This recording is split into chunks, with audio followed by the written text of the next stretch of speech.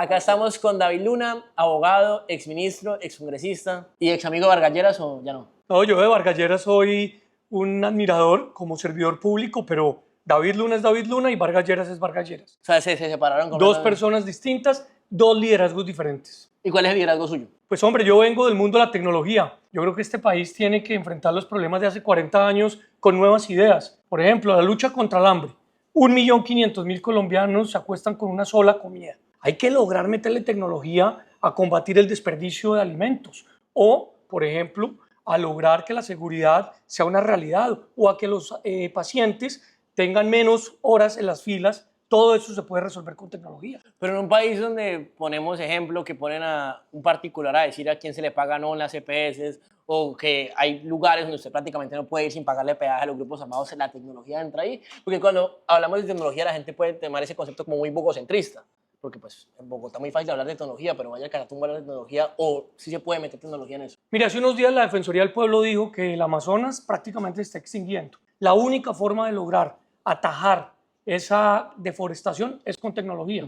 No solamente como lo está haciendo China, Brasil o muchos otros países con drones, sino con cruce de información para evitar que eso se siga pasando. Entonces, la tecnología no es un cuento de futuro, es un cuento presente. Y yo sí creo que Colombia puede resolver gran parte de sus problemas con tecnología. El de la salud, eso no se resuelve con una ley, se resuelve con gerencia, con presupuesto, pero también haciéndole énfasis a algo muy importante. Usted puede predecir la enfermedad de un paciente en los próximos 7 o 10 años. Lo que necesita es información y cruzarla. Y por esa razón yo voy a hablar de este tema que sé que es difícil de comprender o de tragar, pero que estoy seguro puede cambiar la visión de un país. Este tema no es ni de izquierda ni de derecha. Salgámonos de esas berracas ideologías y entendamos que lo que hay que resolver es los problemas a la gente. ¿No le parece que la ideología en sí es un tema de lucha de clases? O sea, más allá de izquierda y derecha, sino yo veo muchos candidatos y precandidatos diciendo es que no es de pobres y de ricos, pero estamos viendo en un país donde hay un pacto de clase, donde las clases menos favorecidas siempre han sido humilladas, ultrajadas por los ricos. ¿No le parece que de una u otra forma quitar la ideología sería despersonalizar la política y volverlos un montón de tecnócratas? Lo que usted no puede negar es que Colombia tiene muchas heridas y hay muchas heridas por claramente el abandono de muchas regiones. Lo que pasa en el Pacífico es imperdonable, claro que sí, pero lo que ha pasado con la ideología es precisamente que dos personas se beneficien de ella y muy asociado, claro que sí, a la lucha de clases. Pero yo le pregunto una cosa, ¿a ustedes les llena la nevera el presidente Petro? ¿O a ustedes les paga la luz el presidente Uribe? No, a ustedes se los paga el sudor de la frente y la camelladera diariamente que cada uno le dedica a su vida, en su vida. Entonces yo sí creo que hay que bajarle muchísimo esa temperatura.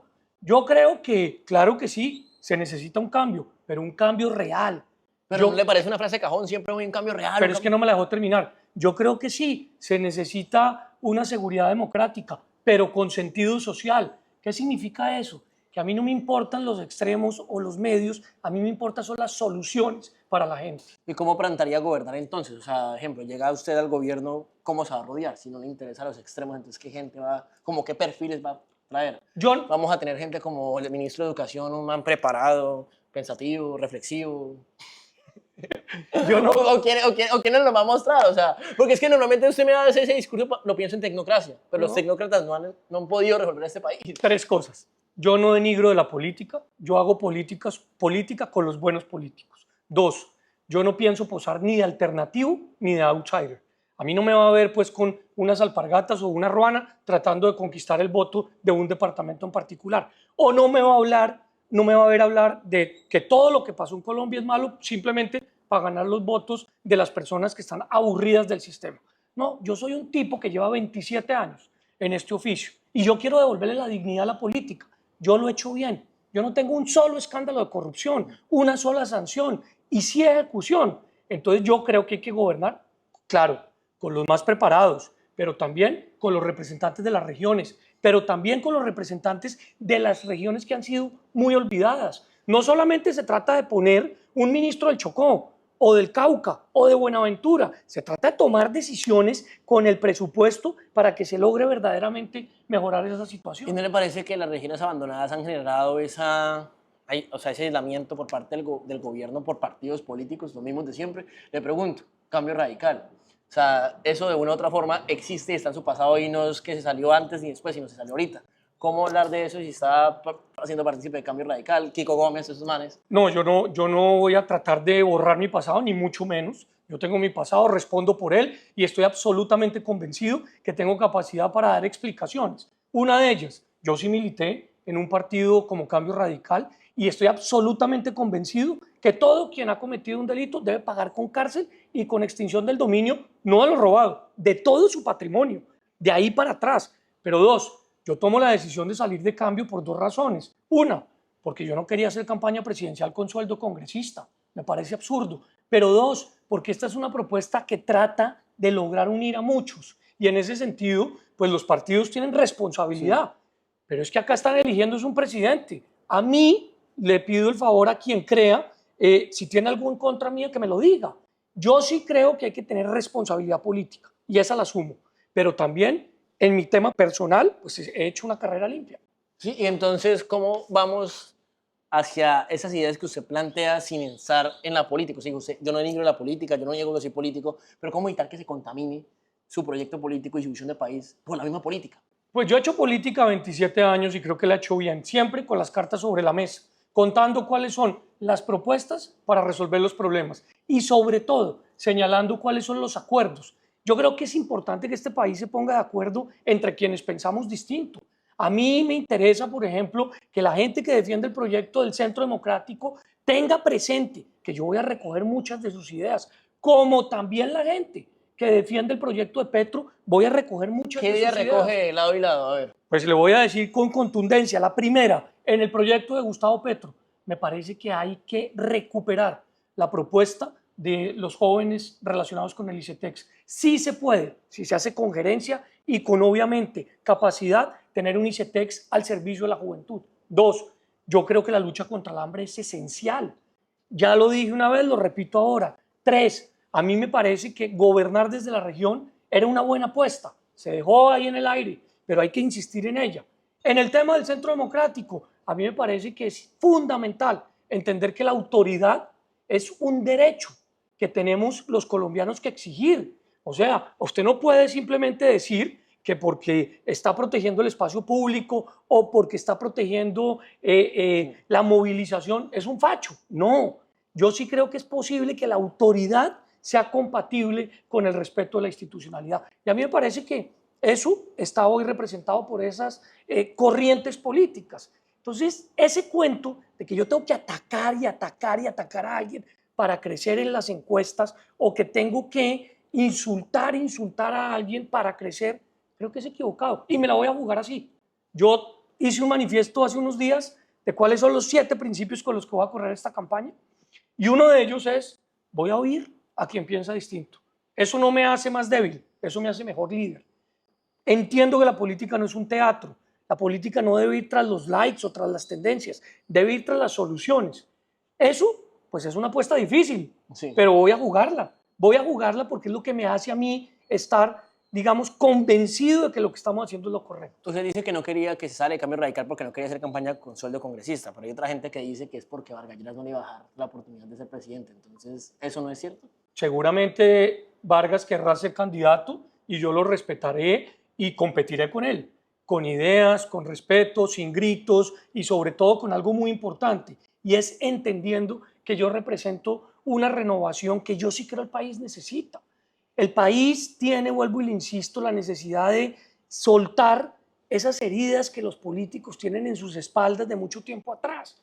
Yo, por ejemplo, pues tengo diferencias con los de mi generación, pero no tengo esas confrontaciones de que no me puedo sentar a tomar un café o no me puedo sentar a tomar una cerveza o un vaso con agua. Petro y Uribe sí lo hacen todo el tiempo. Pues Petro y Uribe sí, pero lamentablemente no Uribe y Santos. Y en ese sentido, pues hay que ver de qué forma usted se pone de acuerdo por lo menos en algunas cosas para echar para adelante, que es lo que yo creo que el país necesita, resolver muchos de sus temas. La política no puede seguir siendo una barrera que evita el progreso. Tiene que ser todo lo contrario, un trampolín que ayuda a que ese progreso llegue. ¿Y cómo ve hoy a Colombia? Porque hay una gente que sale a decir que es que estamos en una crisis, que una dictadura, aunque ayer lo que dijo Petro con respecto a la consulta popular no es que sea tan democrático, pero ¿cómo cree que hoy, si usted llega a ser presidente, recibe la democracia en Colombia? Más allá del Estado, porque el Estado sí, sabemos que es un monstruo gigante, pero la democracia en sí, fracturada, politizada, ¿cómo la ve? Mire, yo creo que tenemos que inspirar y tenemos que entender que hay que plantear cuál es la visión para enfrentar lo que nos dejan y lo que tenemos que lograr sacar adelante. Sí, nos dejan 4 crisis muy difíciles: la crisis fiscal, la crisis de salud, la crisis energética y la crisis de seguridad. Esas crisis hay que resolverlas no en un año, ni en 2, ni en 3, el 7, el 8, el 9 y el 10 de agosto. Y para hacerlo hay que estar preparado y hay que saber perfectamente qué es lo que se tiene que hacer. Pero 2, hay que pensar de qué otra forma usted logra conectar con unas necesidades. Los jóvenes que ni estudian ni trabajan. En Florida Blanca, en Santander, hay un hub de tecnología muy berraco. Pero parece, yo he escuchado eso 3 veces, 3 manes de lo mismo, parece que le están diciendo novia a Carlos. Pues allá estuve yo donde Carlos. Sí, todo el mundo Pero, habla de... pero yo vengo del mundo de la tecnología. Lo de Carlos no es la empresa, Es la oportunidad que le generan los jóvenes. es la escuela, que son 2 cosas totalmente distintas. Lo que Carlos entendió es que él tiene la capacidad en un corto tiempo, 10 meses, de formar. Pero expliquemos quién es jóvenes. Carlos, porque la gente va a decir, ¿qué putas es Carlos es un tipo que tiene una compañía de software que en determinado momento se quedó sin talento, que es lo que le está pasando al bueno. mundo de la tecnología. Y el tipo lo que dijo fue: yo voy a formar mi propio talento y lo voy a preparar para salir a enfrentar este reto profesional. Y le ha ido bastante Sí, bien. pero en un gobierno, en un país donde es mucho más fácil ir a fletear y ser sicario y mandar perico, ¿no le parece, o sea, que sí, muy bonito, pero venga, las oportunidades que yo como joven tengo, pues no voy a, voy a despersonalizarme un poco, sino la gente, el pueblo, ¿no le parece mucho más fácil que también atacar la criminalidad también para que esas oportunidades sean serias? Porque yo miren de cultivos ilícitos. Sí, pero es que es mucho más fácil ir a traquetear que, pues, ponerse a trabajar en... Es que yo creo que no son excluyentes. Yo creo que usted necesariamente tiene que enfrentar el aumento de la criminalidad desamarrándole las manos y los pies a la fuerza pública, dándole el estatus que merecen los generales, los coroneles, los capitanes, los mayores de nuestras instituciones. Yo me siento orgulloso de mi Policía Nacional y de mi Ejército.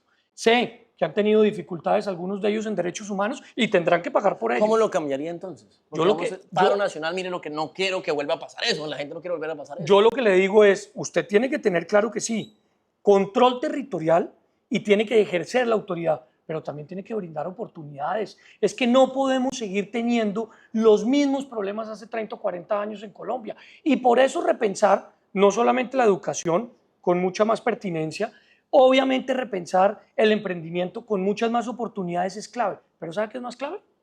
Que 90 millones de empleos en el mundo van a desaparecer por la inteligencia artificial. Y nadie está hablando de eso. Nadie. Yo soy un tipo que acabo de escribir un libro señalando cuáles son las alternativas para enfrentar ese reentrenamiento. ¿Y cómo son? Pues reentrenando, recapacitando, entendiendo que hay muchas cosas, por ejemplo, los call centers que van a tener transformaciones, se van a automatizar muchos de ellos y necesitamos que ese talento pueda desarrollar otras actividades que en este momento está buscando el mercado.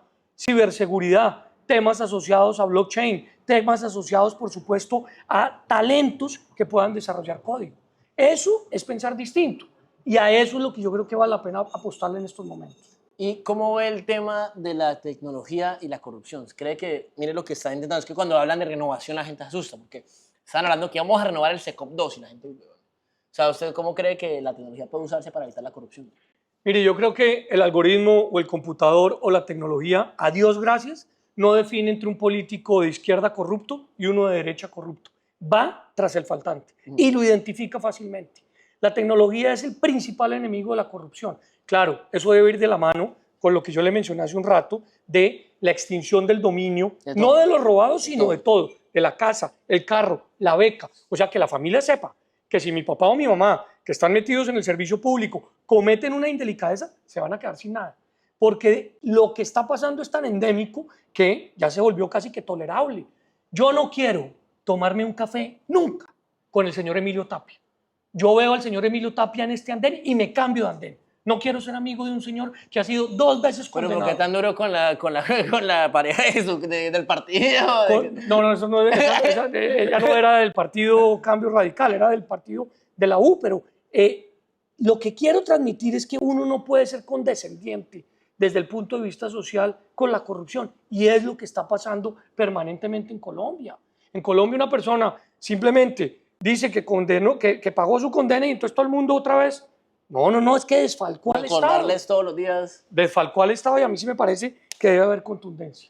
Quintero, quieto. Entonces, venga, hay gente y normalmente cuando yo pregunto y veo y analizo y escucho, hay gente que dice que usted tiene cercanía con Euclides Torres a través de un negocio de alumbrados, ¿es verdad?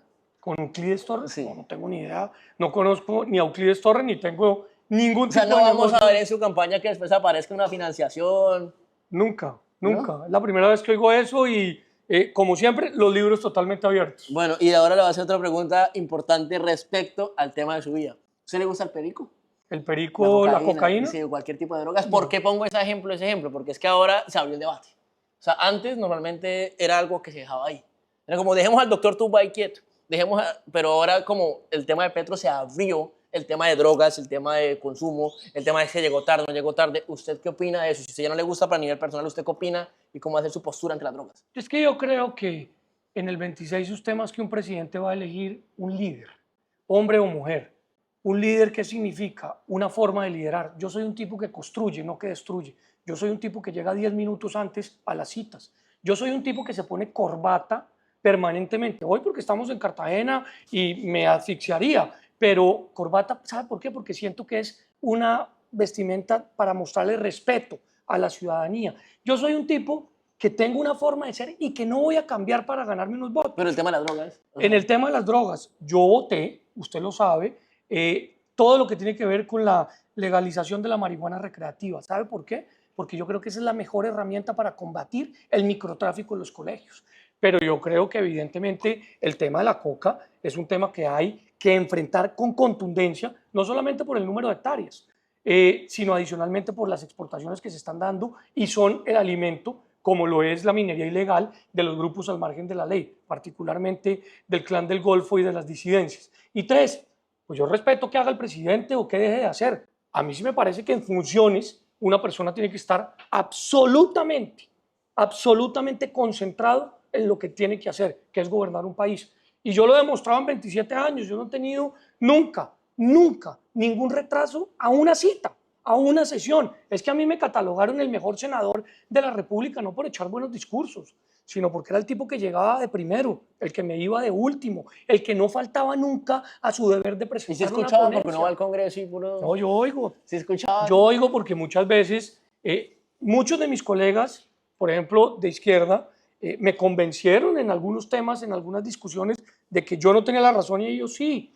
A mí no me preocupa eso, ¿sabe? Que yo soy un tipo que trata de siempre entender que del disenso se puede construir consenso. ¿Y va hasta el final en la presidencia? Sí, claro. O sea, porque normalmente hay como 50, 60, pues yo no sé cuántos candidatos presidenciales. Mendel también se va a lanzar. Cualquier persona se lanza ahorita. Yo creo que fue el efecto Duque, que todo el mundo piensa que, o sea, cualquier huevón no va a lanzar. Entonces le dejo esa pregunta porque normalmente la gente se lanza para después negociar. Oiga, Alejo, yo Sí, todo... va hasta el final, lo vemos ahí otra vez de ministro. Yo todo lo que he hecho, lo he hecho con seriedad y con decisión. Cuando a mí me nombraron ministro de Tecnologías de la Información y las Comunicaciones, hubo por lo menos 20 columnistas que dijeron que a mí me nombraban por un cargo politiquero, que Diga yo era, uno, que yo era un saludo a ellos. pues, muchos, que yo era un chino que no tenía ninguna experiencia. Terminé mis 4 años como ministro y fui declarado el mejor ministro. O sea, yo todo ¿Pero lo que quién hago... declara eso? O sea, ¿quién dice? bueno, las encuestas que en ese momento hicieron diferentes medios de comunicación entrevistando al sector. Sí. Pero le contesto la pregunta. Yo renuncié el 30 de enero. Arranqué el 1 de febrero esta primera etapa. Febrero, marzo, abril, mayo. Prácticamente recorrí todo el país. Estaba en el 0% en las encuestas. ¿Y ahora cómo va? Ahora voy como en el 4%. Poquito a poquito, escalando. ¿Y cómo poquito paga a eso? poquito. ¿Cómo paga la campaña? Pues esta primera parte fueron con los ahorros y con las cesantías del Congreso. Ahora esta segunda etapa es con todo lo que tiene que ver con donaciones, porque ahora voy a salir a buscar firmas para ver si puedo inscribir mi candidatura. Quiero tener mi pase, quiero tener la capacidad de inscribirme, de no tener que deberle una candidatura a nadie. Y en ese sentido lo digo con franqueza. Yo he trabajado con tipos que admiro y aprecio, como Peñalosa, como Pardo, como Santos, como Vargas, voté inclusive una vez por Uribe, pero ellos son ellos y yo soy yo. Yo no tengo jefes políticos, ni tampoco jefes empresariales. Soy un tipo que he hecho mi carrera con carácter, con firmeza, pero siempre oyendo. ¿Y qué va a hacer entonces con el tema del empresariado y el gobierno? Porque vemos que hay una pelea por la reforma laboral, en la que hay gente que dice que es su dignidad, dice que eso va a atacar la formalidad, la informalidad. ¿Usted cómo ve esa fricción entre el gobierno, que hoy lo generó claramente Petro, llamando vampiros, cualquier huevonada, a los empresarios? ¿Cómo va a juntar esas relaciones? Porque, mire, Moody's, todas las declaraciones vamos de espero para abajo. O sea, si usted va a comprar y si tiene acciones en Ecopetrol, véndalas. O sea, ¿usted cómo va a juntar ahorita que después de una crisis que tenemos con Petro, con el empresariado, cómo lo va a juntar? Pues mire, la mejor política social que puede tener un país es generar empleo y un empleo bien remunerado. Yo creo que en esta reforma laboral, cuando se discutió lo de los dominicales, lo de las horas extras, los empleados tenían razón. Era importante avanzar en eso. Pero otra cosa es lo que está pasando de tratar de desboronar las empresas. Entre mejor empresas tengamos, más crecimiento vamos a tener. Entre mejores empresarios tengamos, más capacidad vamos a tener. Acá se dice que hay muchos ricos. Colombia es un país con muy poquitos ricos. Dos o tres. Con muy poquitos ricos. Ojalá vinieran más ricos a invertir en Colombia. Y si yo tengo la capacidad de lograr hacer eso, lo voy a hacer. ¿Sabe por qué? Porque eso ayuda a que haya confianza, a que haya oportunidades, a que haya mejora de infraestructura. Esa discusión para lo único que sirve es para fortalecer unos bandos políticos. Y yo tengo absolutamente claro que esos bandos no le llenan la nevera a nadie, no le pagan la electricidad a nadie. Por eso hay que plantear temas que verdaderamente resuelvan los problemas, y en eso es lo que estoy yo, nuevas ideas, muchas de ellas con tecnología, pero muchas otras con experiencia. ¿Y usted usa las embajadas para pagar favores políticos? ¿Sabe lo que voy a hacer? Una gran bolsa de empleo internacional. Cualquier persona puede... No, voy a poner a los embajadores a que dejen de ir a tanto cóctel y que dejen de ir a tanta vaina social y se dediquen a promover el talento de los jóvenes colombianos. O sea, que se dediquen a conseguir empleo. Y los embajadores que van a permanecer en sus cargos son los que mayor resultados le entreguen a quienes nos están representando, a quienes más consigan oportunidades para los emprendedores, para los que están dedicados a la culinaria o para los que están dedicados al arte o a la cultura. De eso es que se trata una embajada. No solamente la diplomacia, que es fundamental, sino también la parte comercial. Y esa va a ser esencial para algo tan importante como es el crecimiento de una economía E. Yo sí creo en la economía del entretenimiento. Mire, la guía Atlas, en estos momentos que es internacional, tiene 3 platos típicos colombianos dentro de los 10 primeros. O sea, la gastronomía en Colombia está creciendo, está generando turismo. Hace 15 o 20 días, en un solo fin de semana, la Maratón de Cali, el Burger Master, el concierto de Chayanne, el concierto de Maluma, adicionalmente la Feria de Emprendedores. Colombia tiene toda la capacidad para crear no solamente esas herramientas de entretenimiento, sino convertirlas en economía desde el punto de vista creativo. ¿Y cómo va a ser su ejemplo, protocolo? Y le pregunto porque nosotros una vez sacamos en Desigual una vaina de un concejal que fue fórmula suya, no sé si se acuerdan, en Bucaramanga, el señor Oscar, que era un huevón de Cambio Radical que... Juan David Cabanzo. No, Juan David Cabanzo no, se llaman... No, había un tipo que se llamaba Oscar Díaz, que era de Cambio Radical, creo que era así, era Oscar. Ah, no, Jesús Ariza. Ah, sí, sí, sí. Y sí, es que son dos, es que en Bucaramanga hay 2 tipos que tienen violencia de género, corrupto, lo que sea. Entonces, y lo de una vez como, mire, David, ¿qué opina de eso? ¿Usted cómo va a hacer cuando no solamente violencias basadas en género, sino me refiero a cualquier escándalo?